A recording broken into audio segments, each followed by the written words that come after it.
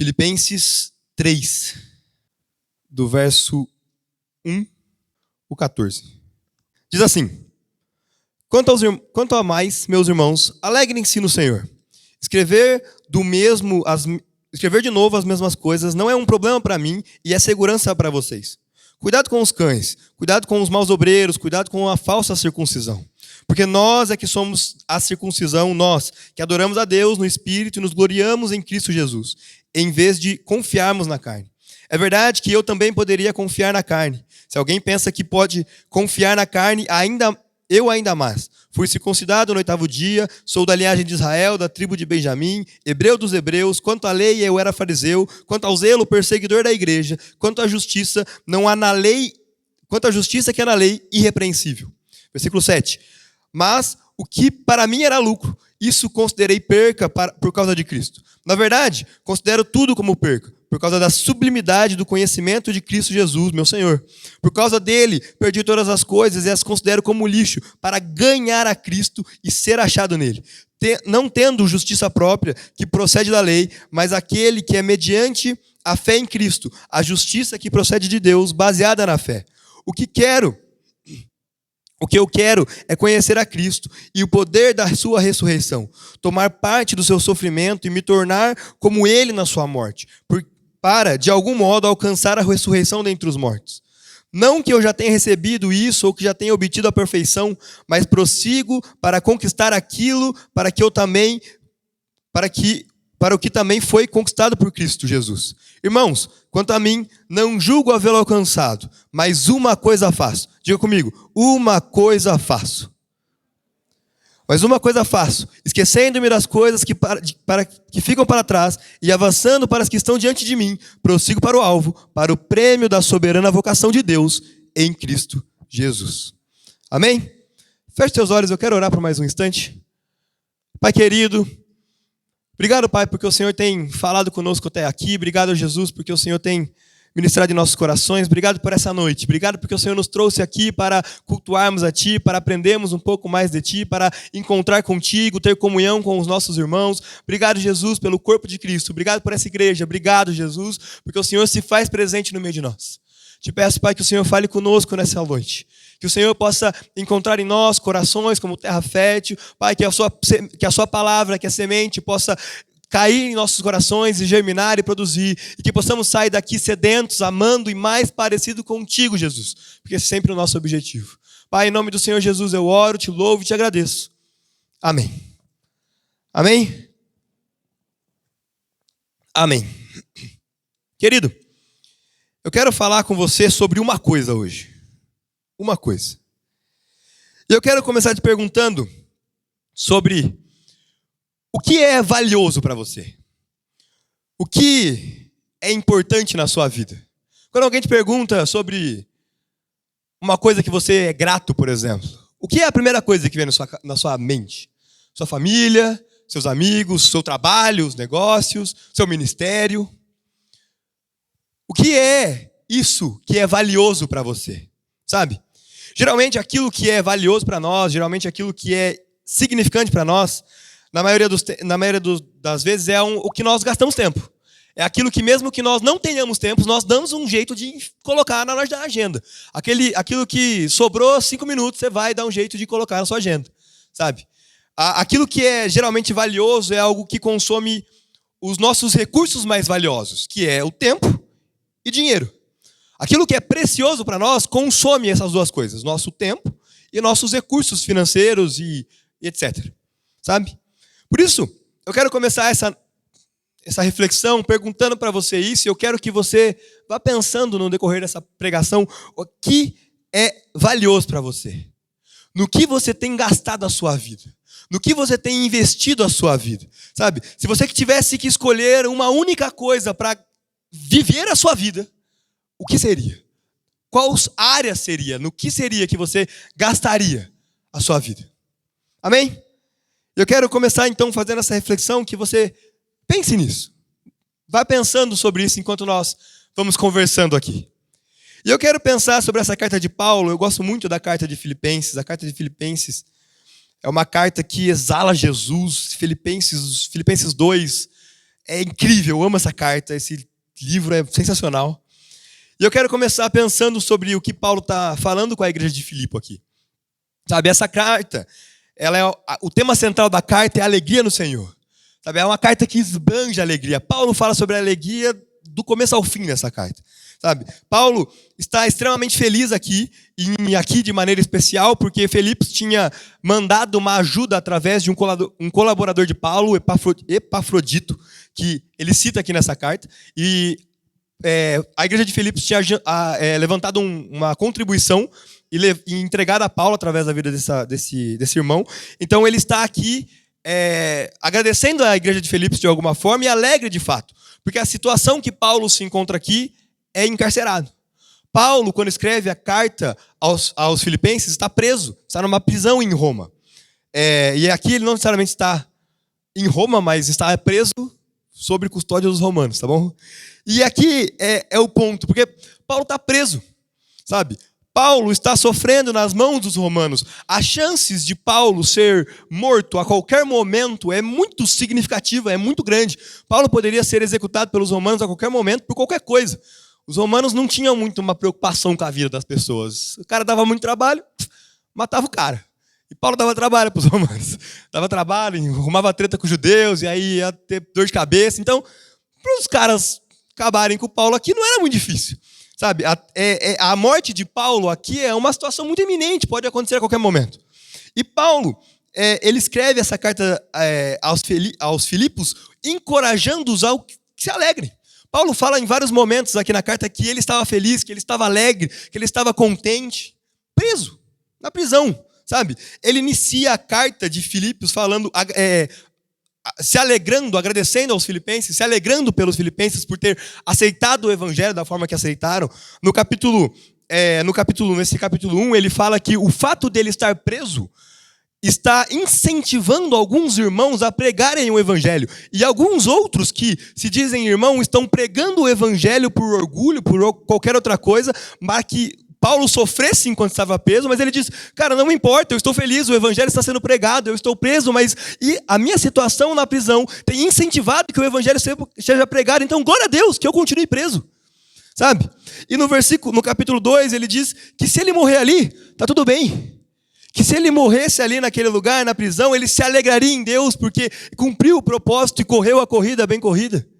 Então, ele está alegre, contente de estar na situação que está, mesmo sendo uma situação ali que, contraditória, está preso.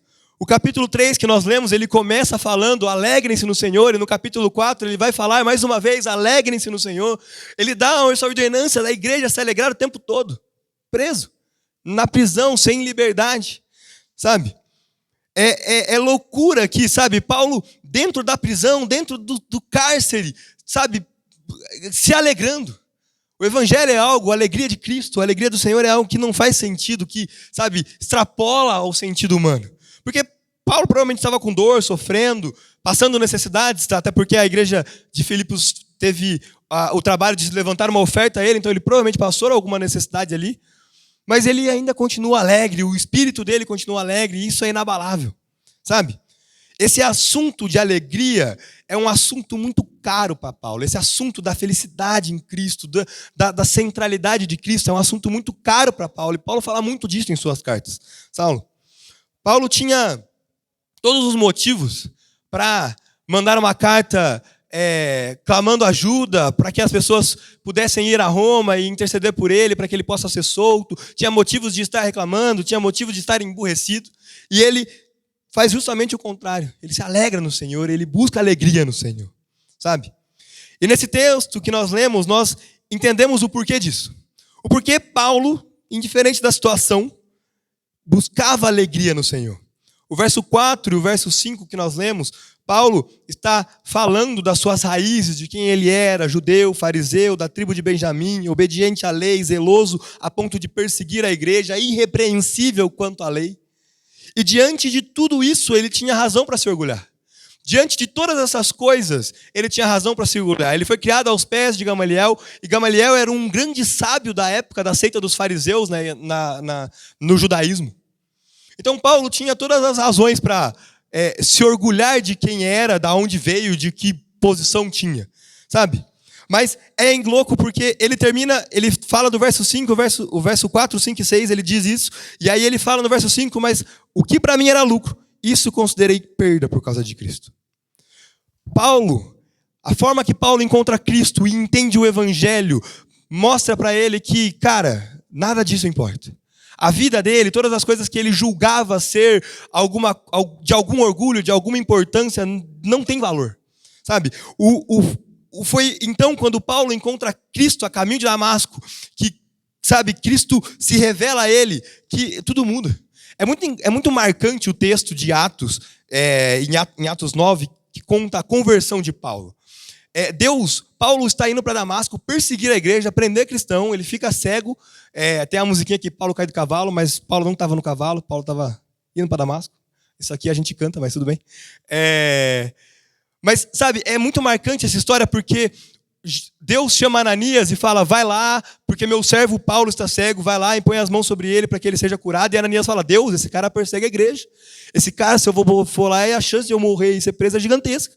E ele fala, vai, porque eu vou mostrar para ele o quanto ele precisa sofrer por minha causa. O chamado de Paulo não é para que ele pregue o evangelho e seja abençoado. O chamado de Paulo é para que ele pregue o evangelho aos gentios e sofra por causa de Cristo. Esse texto de Atos é muito marcante. Eu acho ele muito marcante para mim, sabe?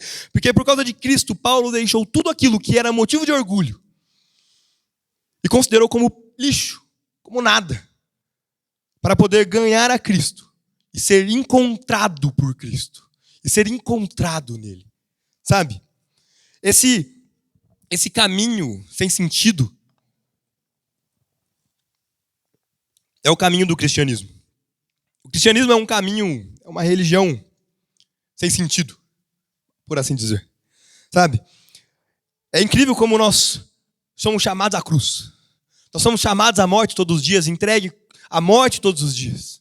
É isso que Paulo fala em algumas das suas cartas. Sabe? Nós somos convidados a morrer todos os dias. E Paulo entendeu isso de tal maneira que, mesmo à beira da morte, se alegrava em Cristo. Se alegrava em Jesus.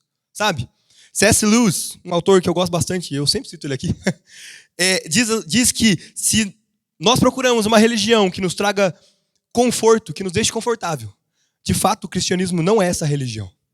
E um parênteses aqui, tá, querido? Eu gosto de citar autores, gosto de citar pessoas que eu leio, e é só para mostrar para vocês que as coisas que eu estou falando aqui não vêm tudo da minha cabeça, eu não sou tão genial assim, a gente lê, a gente estuda a Bíblia, mas é sempre importante buscarmos outras fontes, entendemos que existem pessoas sérias de Deus, homens de Deus, que são muito melhores do que eu, que pensaram e falaram essas coisas, e que isso testifica a nossa fé, porque nós temos aí 2000 anos de história, então quando alguém chega para você falando que descobriu o cristianismo, descobriu o evangelho, tome cuidado com isso. A gente tem 2000 anos de história de igreja, muita gente muito boa, estudioso, muita gente de Deus já falou muita coisa. E a gente não tem que ficar inventando a roda, mas ser fiel àquilo que a igreja, os homens de Deus, a Bíblia nos diz. Porque isso é um legado que foi deixado. Então é por isso que eu gosto de citar outras pessoas, de falar de outras pessoas, para não sou só eu que estou falando aqui, eu não sou tão assim, muito louco, tá bom? É só isso. Um parênteses, fechou um parênteses. Beleza, vamos embora. Sabe? Então, esse cristianismo, esse evangelho que nos é apresentado, nos chama para a morte, sabe? Nos chama para deixar as coisas desse mundo, dessa vida. Saulo, Cristo, que era o centro da vida de Paulo, essa carta de Filipos, ela mostra muito isso, sabe? Cristo era o centro da vida de Paulo. Não havia nada em Paulo que ele pudesse, de alguma forma, se orgulhar, que houvesse mérito nele. Paulo era um extremo conhecedor da lei. Cita a lei, sim, ele cita as cartas de Paulo, você vê Paulo citando a lei, e Paulo não conhecia só a lei judaica, mas conhecia os profetas, os poetas da época dele. Quando você vê ele falando em Atenas, ele cita Epicoreu, que é um profeta, que era um poeta, um filósofo da época, e que era grego, nem judeu era. Então Paulo era um exímio conhecedor da cultura, da lei, das coisas, e mesmo assim ele diz que não há motivo algum em se orgulhar. Né? O texto que o pastor leu aqui, se eu posso conhecer todas as coisas, posso entregar meu corpo ao fogo, se não houver amor, nada seria. Sabe? Nós somos chamados a viver uma vida que leva, de alguma forma, nós morremos todos os dias. Sabe? Por isso, a pergunta que eu faço é: será que nós temos vivido dessa forma? Será que temos entendido esse evangelho como Paulo entendeu e vivido dessa forma? Sabe? Será que Cristo tem sido tudo em nós? Será que nós temos... Será que Cristo é o motivo da nossa vida, da nossa devoção, da nossa gratidão? Sabe? Eu comecei perguntando para você o que é a coisa mais importante na sua vida. Sabe? Quando você olha para a sua vida, o que sobressai? O que extrapola? O que, sabe, é aquela coisa que mais significa? Aquilo que, se você perdesse, tudo acabaria. Sabe? Quem tem consumido seu tempo, seu dinheiro? O que tem consumido? Sabe? E eu quero pensar um pouco. O texto fala que, em algumas partes aqui, que nós somos chamados ao conhecimento, chamados à busca de Deus, né? E eu quero pensar um pouco dessa ideia de chamado. Para que nós somos criados? Porque entender isso é crucial para entender o real motivo das nossas vidas. Sabe? Por que nós somos criados? Qual é o propósito na sua vida? Essa é a pergunta de R$1 milhão. Às vezes essa discussão de chamado, de propósito de vida, a gente trabalha muito com adolescente, muito, sabe, com gente que está começando a vida e tal, e a gente, às vezes, como adultos, a gente não trabalha isso, mas tem muita gente, muito adulto que tem lá seus 30 e 40 anos que não faz ideia do que está fazendo aqui. Sabe? Eu te pergunto, por que você foi criado? Qual o seu propósito aqui na Terra? Por que você está aqui? O que você está fazendo aqui hoje? Por que você está aqui? Sabe? Essa é a pergunta que todos nós queremos saber. Seria muito mais fácil viver uma vida sabendo exatamente para que eu fui criado e como é que eu funciono. E aí a gente andaria tudo bonitinho. Seria muito mais fácil a vida se a gente não tivesse a resposta de maneira muito exata para essa pergunta, sabe? E a tradição da igreja tem uma frase que é um princípio que eu gosto muito, que fala que o fim principal do homem é glorificar a Deus e gozá-lo para sempre. Essa é uma reflexão, um resumo da ideia do fim do homem que a tradição da igreja nos apresenta. E eu gosto muito disso porque eu acho que ele resume muito bem a ideia do fim do homem. Nós somos feitos, criados para glorificar a Deus e sabe, gozar dele, da sua presença, aproveitar, desfrutar das coisas de Deus, sabe? Tem um cara que eu gosto bastante, que me influencia muito, que chama Douglas Gonçalves, do Desescope. Não sei quantos de vocês conhecem ele. Mas ele fala, em um livro, que ele fala que o propósito da vida do homem é um casamento entre o chamado e a missão. O chamado do homem é a sua missão. E eu quero pensar um pouco no chamado, não vou falar da missão, não tenho nem tempo para isso, mas a missão é a parte específica, é aquilo que envolve seus talentos, os seus dons, aquela coisa específica, os talentos de tocar uma música, de, sabe, falar, de fazer algo muito... essa parte é a missão. O chamado, que é onde eu quero pensar aqui de maneira mais específica, é o chamado geral. O chamado de Deus é para todos. E essa definição de chamado e missão, querido, entenda, é uma definição. A gente pode definir ela de algumas outras formas. Não existe, é uma coisa meio aberta. A Bíblia fala de várias formas de chamado. Então, o que eu estou trazendo aqui é uma forma que eu entendo e que eu acho que assim, resume bem a ideia do negócio, mas existem outras maneiras, tá bom? Não estou definindo assim como palavra última e absoluta. Chamado e missão é isso, tá bom? Mas eu entendo, e ele apresenta isso como o chamado como algo geral, algo como um chamado geral para a humanidade. O chamado é quando Deus nos chama para a nossa posição original. Deus nos chama de volta à posição inicial, sabe? E a posição que Ele criou. E qual é essa posição que Deus nos criou? Deus nos criou como sacerdotes de Deus. Deus nos criou como imagem e semelhança que representa Deus à terra, chamados para dominar, cultivar e guardar todas as coisas. Esse é o chamado para a humanidade em geral. Nós somos chamados para dominar, cultivar e guardar. Nós somos imagem e semelhança de Deus. Existe um chamado sacerdotal. E o que é a função do sacerdote? O sacerdote, ele tem a função de fazer esse ponto de ligação entre Deus e o homem, entre o céu e a terra. E em Cristo, todos nós recebemos esse chamado de volta. Em Cristo, todos nós recebemos esse chamado novamente. Porque em Cristo, todos nós somos sacerdotes novamente. todos nós temos a responsabilidade de ligar o homem caído e pecador a Deus. Nós somos chamados à reconciliação, somos chamados a esse ponto de intermédio que liga Deus e o homem. Então, em Cristo, nós recebemos esse chamado de volta. Somos chamados à nossa posição inicial, que é sermos sacerdotes de Deus. Deus deseja, em Êxodo ele fala que Deus deseja uma nação de sacerdotes, e lá em 1 Pedro ele vai falar que nós somos sacerdócio real, em Apocalipse ele nos chama de sacerdócio novamente. Então existe um chamado sacerdotal para nós como igreja, que é essa intermediação entre Deus e o homem, entre Deus e o mundo. Nós servimos como esse ponto. Nós somos chamados a esse ponto. Então, o chamado aqui, que é o ponto que eu estou trazendo, é esse chamado à posição inicial, a volta à posição que Deus nos criou como sacerdotes de Deus. Amém? Ficou claro? Amém? E nós podemos exercer esse chamado de 3 maneiras. Um sacerdócio a Deus, que é nos relacionamos diretamente com Deus, quando nós nos ligamos a Deus de forma direta. O sacerdócio aos santos, que é o que fazemos aqui, que é quando nós servimos a Deus através da igreja. Então, quando servimos a igreja, servimos aos santos, servimos aos nossos irmãos. Esse é um tipo de sacerdócio. E o sacerdócio ao mundo, que é quando glorificamos a Deus e servimos a Deus, pregando o evangelho para os descrentes. Então, 3 tipos de sacerdócio muito rápido. Sacerdócio a Deus, sacerdócio aos santos e o sacerdócio ao mundo. Nós glorificamos a Deus e servimos a Deus em todas as áreas. Na igreja, no nosso quarto individual com Deus e no mundo. Nós estamos aqui para isso. Esse é o nosso chamado de forma geral, sabe? E por isso, como sacerdotes, nós somos chamados ao sacerdócio em todas as áreas da nossa vida. Claro que isso que eu estou falando aqui não é tudo sobre propósito, até a ideia da pregação não é falar sobre propósito. Isso aqui não é um tema geral sobre propósito, existe muito mais o que ser dito, mas acredito que esse ponto do chamado é um ponto geral, que nós fomos chamados como cristãos a responder a Jesus de uma forma positiva, de representar e ser a luz do mundo e sal da terra como imagem e semelhança de Deus. Amém? E aí você deve estar olhando para a minha cara e falando, o que isso tem a ver com o que você estava falando antes de Paulo? O que você estava falando de vida com Deus e de que Cristo morreu no nosso lugar e que Cristo é tudo e que a gente não tem que se orgulhar de nada. Aí você vem falar de chamado, o que tem a ver com B?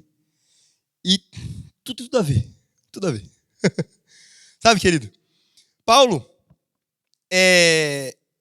vive o que vive. Paulo pregava o que pregava e falava o que falava. E estava aqui escrevendo o que ele escreveu à igreja de Filipos porque Paulo tinha clareza do seu propósito na terra. Paulo tinha clareza de uma maneira excepcional de que ele foi chamado a glorificar a Deus e gozá-lo dele para sempre. Paulo não tinha dúvida nenhuma de que o propósito da sua vida era servir a Cristo, era servir a Deus. Por isso que tem tudo a ver o que Paulo vivia com o chamado de Deus para a nossa vida. Porque quando nós entendemos para que fomos chamados, entendemos qual é o nosso propósito, então nós nos posicionamos de maneira certa. Nós paramos de viver meia boca, paramos de andar lá e cá. A gente entende que Cristo é tudo. E ponto final. Não há outra razão, não há outro motivo de vida. Amém? E aí, nós vemos o verso 12 ao 14, que diz, não que eu já tenha recebido tudo, ou que já tenha obtido perfeição, mas eu prossigo. Prossigo para conquistar aquilo que eu também fui conquistado por Jesus Cristo. Irmãos, quanto a mim, não julgo ao vê-lo alcançado, mas uma coisa faço. Esquecendo-me das coisas que ficam para trás e avançando para as que estão diante de mim, prossigo para o alvo, para o prêmio da soberana vocação que é Deus, Cristo Jesus. Sabe, querido? Paulo está nos dizendo, Paulo está nos contando que por causa de tudo isso, por causa do evangelho que a ele é apresentado, por causa de Cristo, ele concentra todos os seus esforços em uma única coisa. Há uma coisa, há uma única coisa que importa. Esquecendo-me das coisas que para trás ficam, eu prossigo para o alvo, para o prêmio da soberana vocação de Deus em Cristo Jesus. Querido, tem um único motivo pelo qual você deve viver. Cristo Jesus. Nada mais. Essa é a única razão. E parece abstrato falar isso, é óbvio que a gente tem que viver com Cristo. Mas enquanto a gente não entender que isso é a única coisa que vale nas nossas vidas, a gente vai continuar colocando coisa no lugar de Deus. A gente vai continuar colocando coisa no lugar de Deus. Sabe? É incrível que quando nós olhamos para essa carta de Filipenses, e para algumas outras cartas de Paulo, a gente vê isso em Paulo. Paulo, em vários momentos, sofreu à beira da morte. Paulo, em vários momentos, fala que ele preferia morrer e estar com Cristo, mas por causa de vós, eu ainda fico aqui. Paulo não tinha amor à vida, porque tinha perdido tudo por causa de Cristo. O final dessa carta de Filipenses Paulo fala que ele sabia o que era passar por prosperidade, o que era passar por necessidade, o que era passar por frio, calor, sabe? Paulo tinha sofrido naufrágios, Paulo tinha sido apedrejado, Paulo tinha sido chicoteado 39 vezes mais um, várias vezes. E ele ainda se alegrava em Cristo e não se importava com nada disso, porque Cristo era o único motivo pelo qual ele poderia viver. Amém?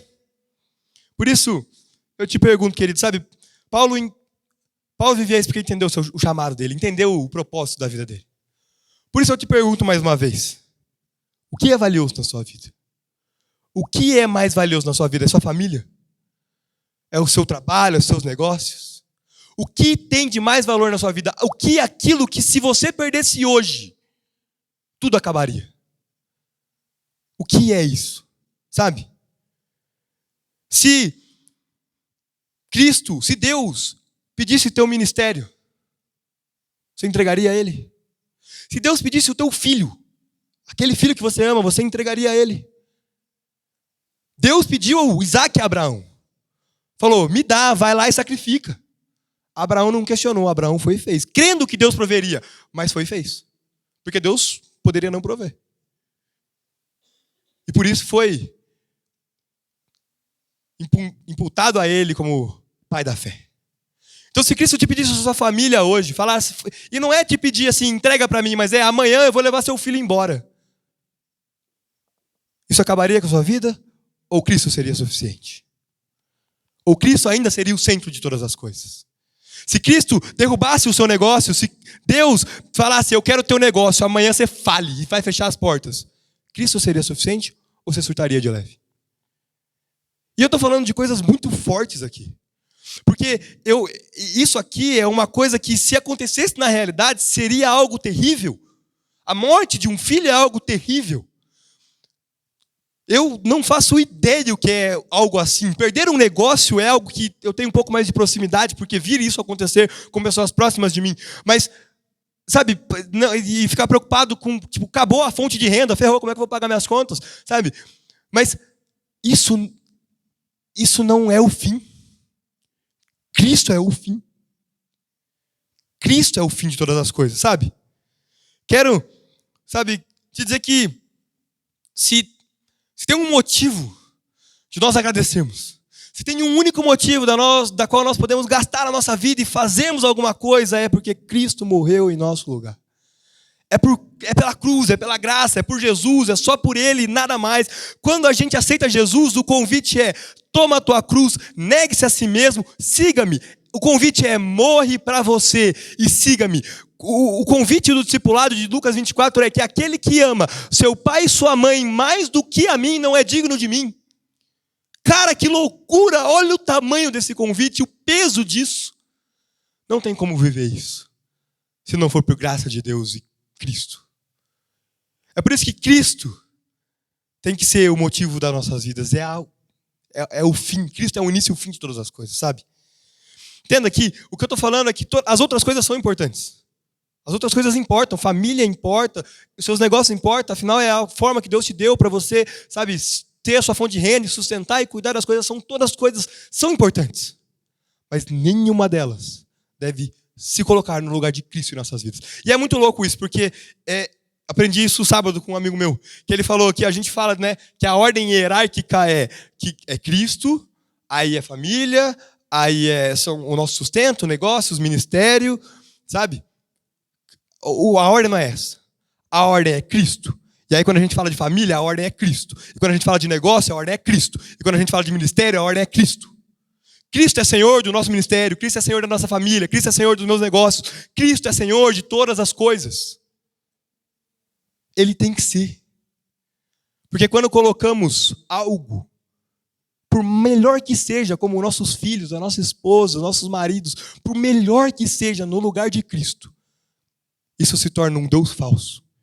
E isso não vai suprir as necessidades que você tem. Só Cristo pode fazer isso. Amém? Sabe, Cristo é o motivo da nossa alegria, Cristo é o motivo das nossas vidas. Cristo morreu em nosso lugar para nos perdoar dos nossos pecados e nos reconciliar com Deus Todo-Poderoso. Ele nos chama a sermos aquilo que Deus nos criou para sermos. É o chamado de Deus para nós voltarmos à posição que nós fomos criados para ser. Tudo que precisamos é nos render a essa graça maravilhosa que nos é apresentada todos os dias da nossa vida. É confessar nossos pecados, nos render diante desse Deus maravilhoso que nos perdoa, que a misericórdia se renova todas as manhãs. Tudo que nós precisamos é nos render a Ele, que Ele seja Senhor da nossa vida. Sabe? Por isso eu tenho que te perguntar mais uma vez. No que você tem gastado a sua vida? O que é mais valioso para você?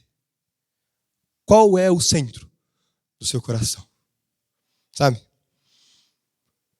Por isso, querido, eu quero, terminando, te desafiar nessa noite a olhar para Cristo em primeiro lugar e a fazer isso de forma racional, real, sabe? Não é só um sentimentalismo, um sentimento, mas é algo vivido. O cristianismo não é uma fé sem cabeça. O cristianismo não é uma fé que é um sentimento que eu acredito e que eu acho bonitinho. Não. O cristianismo nos pede tudo. Cristo nos pede tudo. O cristianismo é uma fé prática, que é vivida. Porque se tudo que foi falado aqui morrer aqui, isso aqui é tudo teoria. Isso aqui é tudo muito bonitinho. Se não houver prática, se não houver vida, se não houver ação, de nada vale. Talvez seja um pseudo-cristianismo, seja qualquer coisa, mas isso não é cristianismo. Porque o cristianismo é uma fé que exige prática, que exige ação, que exige movimento. Por isso eu quero te desafiar nessa noite a olhar para isso, sabe? Agradecer a Deus primeiro pela sua salvação, pela graça que Ele te deu, pelo amor que Ele derramou na cruz por você. Sabe? Eu aprendi uma vez com o pastor Evandro, lá do Garra, eu tenho um pastor aqui e um pastor lá. Eu tenho 2 pastores. Olha que maravilha. É só bênção na minha vida. Eu aprendi uma vez com ele que quando nós vivemos uma vida de ação de graça, uma vida de louvor a Deus, isso nos leva a uma vida de adoração. Um coração grato nos leva a uma vida de adoração com Deus, sabe?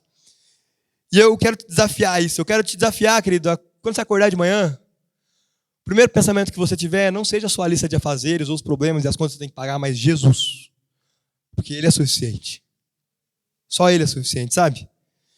Que você acorde pela manhã e ore ao Senhor. Agradeça a Ele pela vida que Ele te deu naquele dia. Porque às vezes, e eu me incluo nesse pacote, é duro fazer isso. Às vezes a gente acorda atrasado, no automático, correndo, e a gente nem lembra que eu estou de pé, porque Deus me deu a capacidade de estar de pé. Porque senão eu não estaria ali. Sabe? A gente vive a nossa vida no automático. Essa palavra é uma palavra simples. Não há nada de extraordinariamente novo aqui. Não há nada de extraordinariamente uau, revelador. Mas de tempos em tempos a gente precisa voltar a ela. E lembrar que se não fosse Cristo, nada nós poderíamos fazer. Porque o automático ele vem e as coisas acontecem no automático. A gente precisa voltar para as Escrituras, voltar para a palavra. Guardar o nosso coração, entender que Cristo é o Senhor de todas as coisas. Por isso que ao acordar e se levantar e falar, Deus, obrigado porque o Senhor me colocou de pé. Obrigado porque o Senhor morreu na cruz. Obrigado porque eu posso pregar o Teu Evangelho. Obrigado, Jesus, porque o Senhor me salvou e me amou. Isso coloca o meu coração no lugar que Ele tem que estar. Isso coloca Cristo na centralidade de todas as coisas da minha vida. Sabe? Nós temos que acordar e nós temos que nos mover e entender que Cristo é o centro. E se Cristo é o centro, então qual a nossa missão? Pregar o Evangelho, ser luz do mundo, sal da terra, nada mais importa. Se tivermos que morrer por isso, morreremos por isso. Mas nós morreremos por isso, se Cristo for o Senhor da nossa vida. Porque se qualquer coisa for o Senhor no lugar de Cristo, a primeira oportunidade que nós tivemos de abandonar o barco, nós abandonaremos o barco.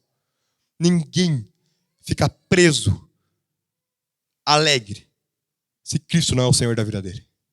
Isso aqui que Paulo vive é graça e misericórdia de Deus. Isso aqui que Paulo está falando para os filipenses, fala, alegrem-se, eu estou preso, alegrem-se. É graça e misericórdia de Deus, porque ninguém vive isso naturalmente. É porque Cristo morreu na cruz e salvou Paulo dos seus pecados, que ele pode viver isso. Então, Cristo morreu na cruz por nós e nos salvou dos nossos pecados. Então, nós podemos viver isso. Então, nós podemos entender que Cristo é Senhor e aí nada mais importa. Cristo é o Senhor e suficiente de todas as coisas. Amém? Então, querido, foque nas coisas eternas.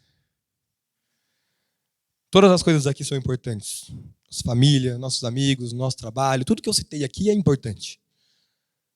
Mas quando isso é colocado ao lado da eternidade com Cristo, tudo isso perde o valor. Vira pó. Porque Cristo é suficiente. Cristo é o eterno. Então foque nas coisas eternas. Viva uma vida movido pelas coisas eternas. Sabe? O pastor falou aqui no momento de dízimo e oferta, e aí aplicado ao dinheiro, que as pessoas que não têm amor e não têm Cristo e Deus como soberano sobre a vida deles, têm dificuldade em entregar dízimo e ofertas. Isso se aplica a todas as outras áreas da sua vida. Isso se aplica ao seu filho. Porque se você não tem Deus, Senhor, Jesus, como Senhor e Salvador da sua vida, você tem dificuldade de deixar seu filho crescer. Você tem a necessidade de controlar todas as coisas do seu filho, porque Ele é o Senhor da sua vida, não Jesus. Se você não tem Jesus como Senhor e Salvador da sua vida, o teu negócio te consome, porque é só aquilo que você pensa. Se aquilo é o Senhor da sua vida, aquilo te consome e você vive a favor desse. E você perde família e você perde amigos, porque você precisa trabalhar. Porque você não confia em Deus. Você confia no seu negócio. Cristo precisa ser Senhor da nossa vida em todas as áreas. Cristo precisa ser o único motivo pela qual nós gastamos toda a nossa vida. Amém?